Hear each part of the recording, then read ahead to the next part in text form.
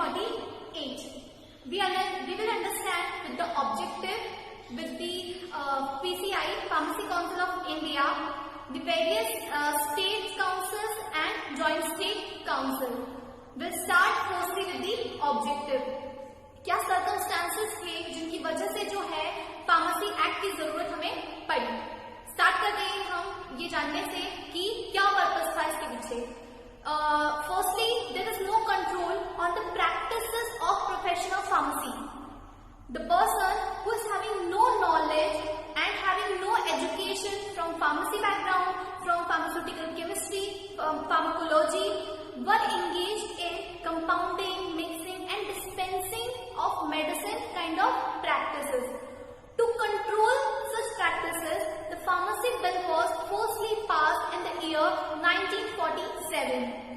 Thereafter, finally we will got the Act, the Pharmacy Act in 1948. Certain provisions were there for, there is very important to follow those provisions for the smooth practices of pharmacy. हम समझेंगे एक एक करके कि वो क्या provisions हैं जो जरूरी है. We'll see the provision one by one. We'll start with the first point. Drugs should dispense only by a registered pharmacist. हमें अच्छे से पता है कि जो ड्रग डिस्पेंस है वो सिर्फ राइट है एक रजिस्टर्ड फार्मासिस्ट का. ये हेल्थ के सेंस में भी हमें बहुत जरूरी है कि हम ये बात का ध्यान रखें कि जो एक रजिस्टर्ड फार्मासिस्ट है वही जो है आपकी ड्रग को डिस्पेंस कर रहा हो. Registered pharmacist shall not give his registration certificate to more than one pharmacy. ये भी एक नोन चीज है काफी कि हमें पता है पहले से ही कि हमारा रजिस्ट्रेशन जो है वो एक से ज्यादा फार्मेसी में वर्क नहीं करना चाहिए. ये रूल के अगेंस्ट है. Registered pharmacist shall only comply a dress code by wearing a white coat or white apron. Every registered pharmacist shall dispense those medicine which is prescribed only by a registered medical practitioner. जब तक कोई registered medical practitioner वो medicine आपको prescribe नहीं करता, pharmacist को वो जो है डिस्पेंस नहीं करनी चाहिए. Pharmacists should promote some rational use of drugs, which we do not do very often, but we should promote these kind of activities. Other guidelines regarding ethics were also there. The next is Pharmacy Council of India. The next topic we'll study is PCI. PCI is got in the year 1949. PCI topic पे हम पढ़ेंगे कि क्या-क्या importance है इस governing body के, क्या इसके मेंबर्स की रिक्वायरमेंट है, कौन-कौन से मेंबर्स इसमें इन्वॉल्व होते हैं और उनके क्या फंक्शंस हैं.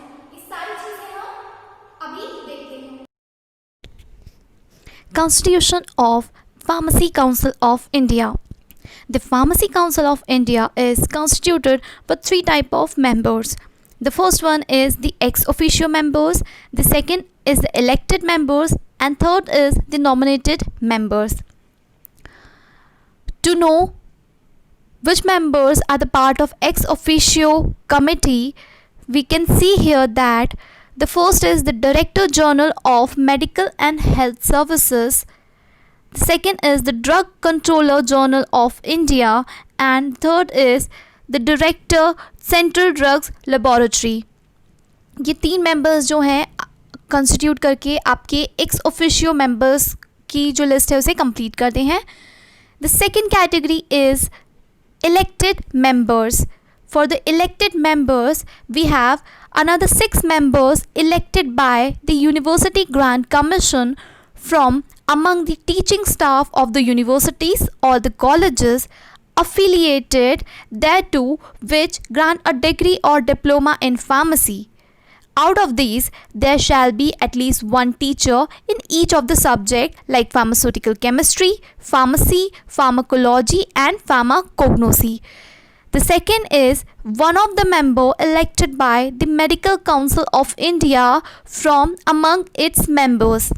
The third is one member who shall be registered pharmacist to represent each state elected by State Pharmacy Council from amongst its members. Then the nominated members.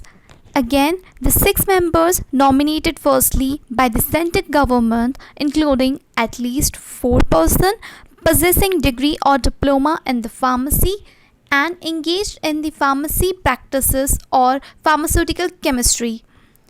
Second is a representative of UGC. UGC is the University Grant Commission. Third is a representative of All India Council for Technical Education, which is AICTE. Then one registered pharmacist to represent each state and union territory nominated by the state government and government of each union territory. Once elected, the total duration of the PCI is of 5 years. Then the reconstitution of the committee takes place. The next thing which we will look out are the functions performed by Central Council. The first one is the framing of education regulation.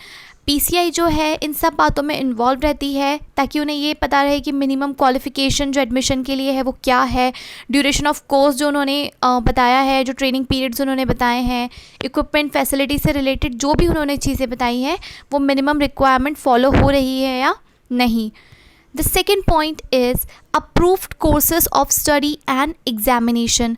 अगर आप institution में या किसी भी authority के under आप exams करवाना चाहते हैं, आप कोर्सेज रन करना चाहते हैं, then it must be apply to PCI approval होने के बाद ही आपको एक अप्रूव कोर्सेज की डिटेल्स मिलती है एंड आपको एग्जामिनेशन के लिए भी अप्रूवल फाइनली वहीं से मिलता है. The third is withdrawal of the approval. अभी हमने देखा कि अगर हम कोई भी क्वालिफ़िकेशन, फैसिलिटीज़, इक्विपमेंट या एग्ज़ाम कंडक्शन किसी भी रिक्वायरमेंट को अगर हम फुलफ़िल नहीं करते हैं, in that case the approval may gate withdrawn, या आपसे ले लिया जा सकता है. पीसीआई जो है अप्रूवल हटा भी सकता है.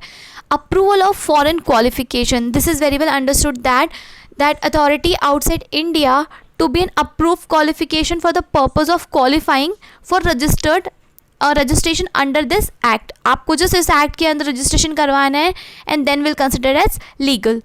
Maintenance of the central register of pharmacist. सबसे पहले हमें नाम जो है अपने स्टेट काउंसिल में देना है एंड जो स्टेट काउंसिल से नाम आते हैं वो फाइनली हमारे सेंट्रल रजिस्टर में एंटर हो जाते हैं. ये आपका एज अ फार्मासिस्ट आपका पूरा रिकॉर्ड जो है मेंटेन करके रखते हैं. Let's take a quick glance on the overall functions. The first function we have studied is maintenance of the central register. Central register, now you very well understand with the term central register, it is the main PCI register.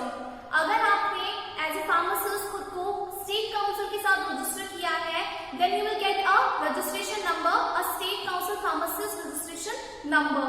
ये सारे registration number जो है proof है कि आपने आपके state से एक particular PCI approved institute से ही फार्मासिस्ट की डिग्री, फार्मासिस्ट के डिप्लोमा कोर्सेज वगैरह किए हैं. जितने भी नाम आपके स्टेट रजिस्टर में एंटर होते हैं, आफ्टर कंपाइलेशन वो सारे जो रजिस्ट्रेशन नंबर है वो आपको सेंट्रल रजिस्टर में मिल जाएंगे. सेकेंड क्वेश्चन है prescribe the minimum standard of education. What is the minimum standard? Means जो बेसिक स्टैंडर्ड सेट किए हैं पीसीआई ने just to help a pharmacist in a way that कि जितने भी मान लीजिए केमिस्ट्री, इकोलॉजी, कोग्नोसी, सुटेक्स, जितने भी हमें इंपॉर्टेंट सब्जेक्ट्स मिले हैं, जो भी बेसिक्स हम उसमें पढ़ते हैं वो सारे जरूरी हैं to gain knowledge as a pharmacist. Drafting of education regulation. ये वही रेगुलेशंस हैं जो पीसीआई ने इसीलिए किसी इंस्टीट्यूशन या किसी भी कॉलेज के ऊपर अप्लाई किए हैं और उसके बाद ही पीसीआई अप्रूवल मिलता है ताकि सभी तरीके की जो रिक्वायरमेंट है फार्मासिस्ट की regarding practical training, regarding education, theory classes and everything, regarding how the examination being conducted, ये सभी तरीके के रेगुलेशंस जो है ड्राफ्ट किए हैं पीसीआई ने. उसके बाद है uniform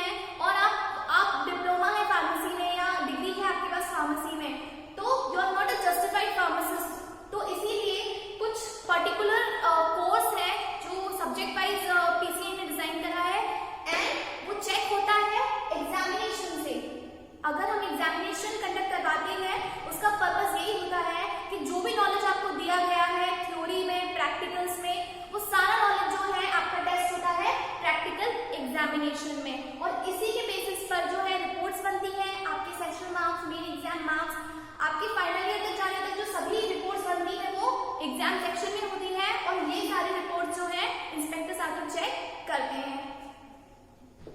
to withdraw the approval, ये हमने देखा कि अगर ये सारे जितने भी क्राइटेरिया है इनमें से कोई भी अगर अनसेटिस्फाइड रह जाता है, अगर एजुकेशन रेगुलेशंस फॉलो नहीं हो रहे हैं, अगर एग्जाम प्रॉपर्ली कंडक्ट नहीं हो रही है, प्रैक्टिकल ट्रेनिंग आवर्स प्रॉपर्ली नहीं है, कोई भी ऐसी चीज है जो क्राइटेरिया से बाहर जाती है, तो आपका जो अप्रूवल है वो विथड्रॉ किया जा सकता है।